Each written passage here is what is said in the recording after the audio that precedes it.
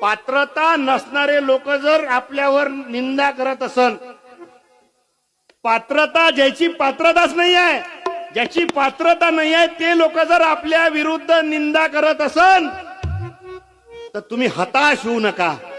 तुकोबा राय म्हणतात, ढेकणाची बाज घड चढ उतार केवढे.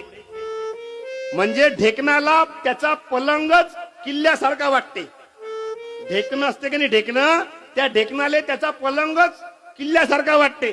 तो दिवस रात्र त्या पलंगावर चढ उतार करत राहते. पण ह्या चढ उतार करणाऱ्या आणि सडक्या बुद्धीच्या लोकांकडे, त्या ढेकणाकडे आपण जिंदगीत लक्ष द्यायचं नाही. म्हणून ढेकणाशी बाज गड चढ उतार केवढे. म्हणून अशा ढेकणाईकडे लक्ष न देता आपण आपलं काम करत राहणे म्हणजे खरी भक्ती आहे. हे तुकाराम महाराजांना सांगितलं.